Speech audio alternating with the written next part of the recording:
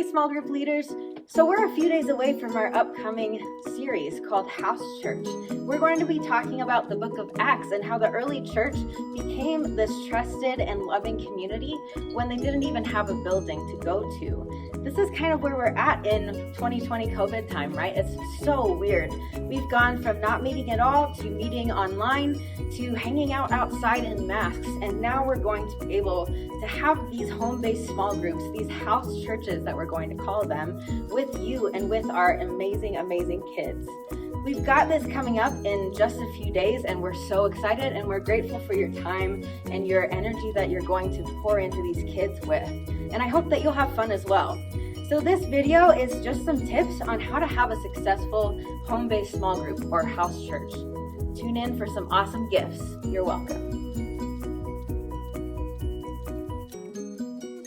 Tip number 1 for having a successful house church is this: establish group values right away.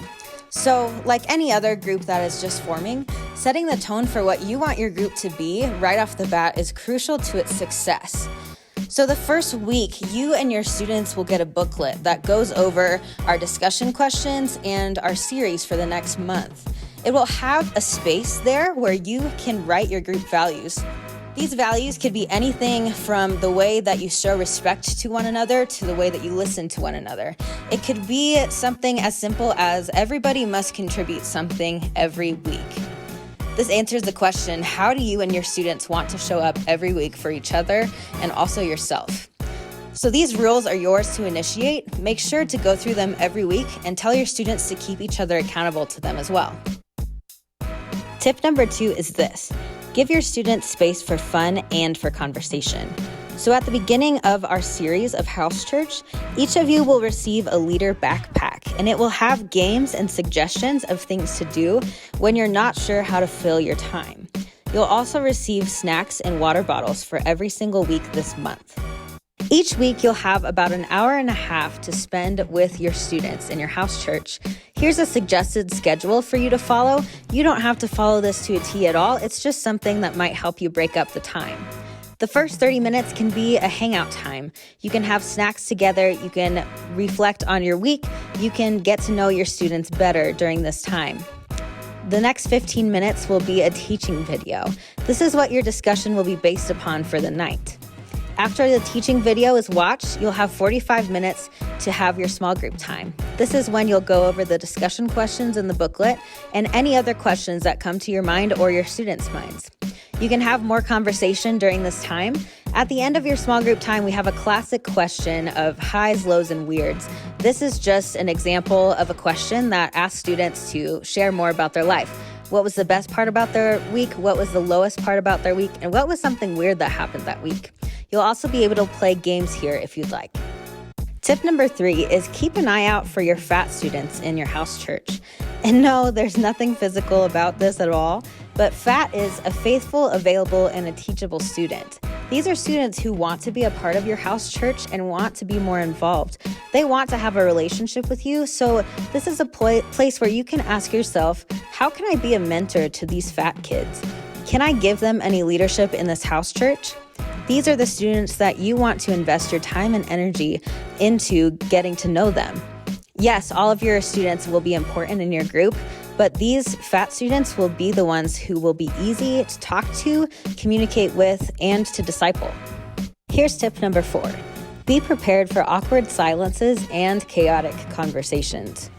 If you have a group that is shy, here are some ways that you can get them talking more. Get them involved with your discussion. You could have students take turns asking the discussion questions in their groups and reading Bible passages. You can have a couple of icebreaker questions handy, like, would you rather eat 12 pickles every day or go a week without brushing your teeth? You can get better questions than that. Now, if you have a group or a student who won't stop talking, here are some things you can do. You can redirect them to the question you originally asked. You can say things like, thanks for your thought, let's talk about that later, and can you answer the question? Or you can establish a rule from the beginning that everybody has to contribute before people start to talk again, like taking turns. There's a talking stick in the show New Girl that they use when they need to have a conversation with each other. We could get you one of those if you would like. You could also give them a reward. Say something like, if we get through all of the questions for tonight, then we can play a game and have fun with each other. Tip number 5 is don't be afraid to ask for help.